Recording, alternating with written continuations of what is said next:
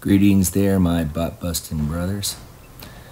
This is a game where I felt like I finally got it when it came to making use of the hawk as a protector of home and flank on this map in particular, but it also can apply to other maps where the home and flank are relatively close together.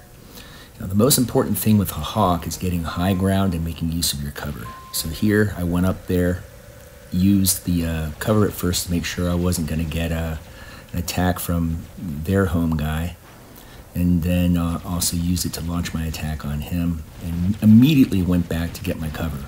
So now I've got a good eye on their home, I've got an eye on the tunnel, and I've got an eye on our flank beacon from right here. And as you can see, as this game unfolds, it's important to make use of this. So you can see two bots are hitting on our flank there, and I'm able to get in there and get a decent amount of damage on them, but without sacrificing my strategic position. And I also made it a focus to try to land in the vicinity of this obstacle here to keep cover. As you can see, there's that guy from Seoul who's tempted to make a push through that tunnel, but sees I'm there and isn't making his run. But he's trying to snipe me there a little bit. And so from here I can also add a little bit of pressure to center and still get myself back to cover and in a strategic position to cover home. Now here you can see the disadvantage of not being on high ground, because that guy on the left in the Aries is hitting me pretty good with his pulsars and he just locked me down. Once again, the importance of getting yourself to cover when you land in the hawk is demonstrated here. And this guy in the Aries does a really nice job of keeping himself alive considering the bot he's using.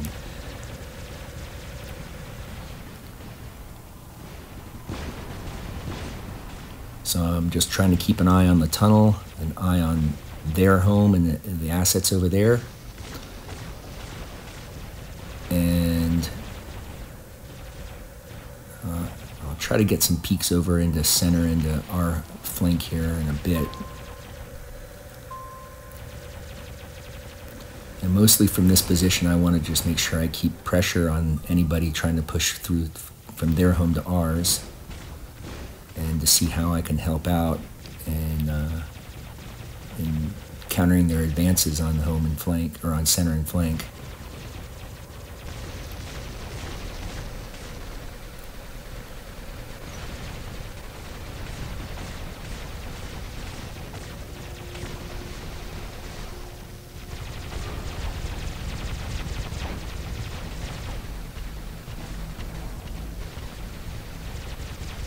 So on the right you can see they're making a push now to our flank, and they took out our guy who was covering it, and they're about to flip it. But once again, the hawk with that 500-meter flashlight, it can really make a big difference when covering more than one beacon. So here I called out to my teammates to rotate and have somebody go and cover home so I could help out on flank. And with some good teamwork here, we were able to re-secure the beacon.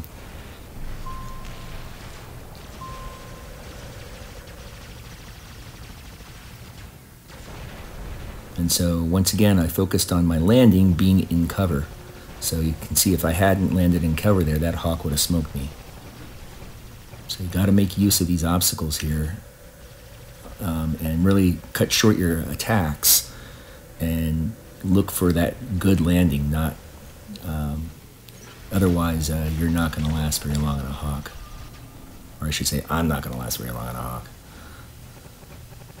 Alright, so it's about 5.5 minutes into the game. I'm still on my first bot. It's time for me to put some extra pressure on and be a little more aggressive. So thought I'd have a good chance of taking this Ming out, but I didn't see that Nodin's healing him. But we get him down to about 30–40%, and I just get right back in there and go back and cover flank now.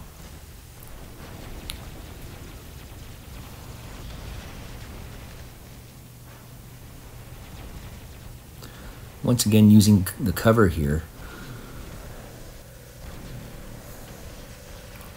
because I still have plenty of bots left and the game's already half over, I'm going to get a little more aggressive once again. And I'll be making a push as soon as I see this beacon open up.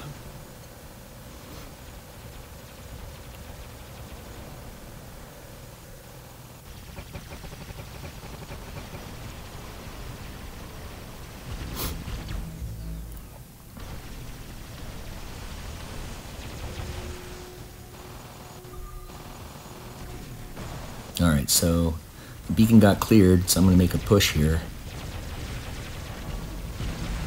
Oops. And I'm getting chased by a Minos, a Hawk, and a Nodens. Yeah, I'm not going to last very long here, but they did spawn 2 different bots over here.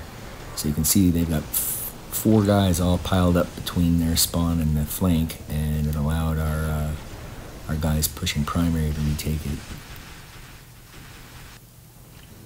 Now here's a huge mistake I made. I didn't see the Nodens behind the Minos there pushing this way, and I went in front of the obstacle instead of staying behind it, and my Nodens lasted on about 5 seconds.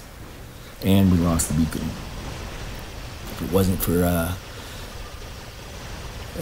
one of my wise teammates making a move and taking their home, that would have put us down 2 beacons to 3. So here I am back using the Hawk to cover home and make use of our obstacles here again. That Minos got too far away from his Nodens there, so we were able to take him out pretty easy.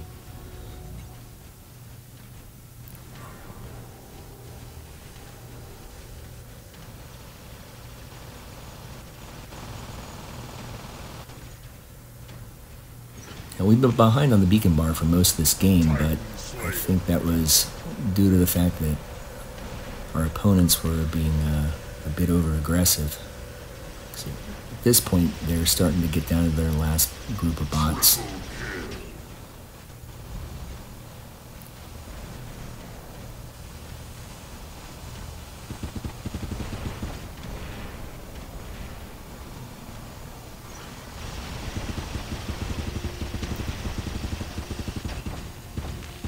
I think they also had a disadvantage because they had a couple of Mings in their lineup instead of Nodens and Arthurs.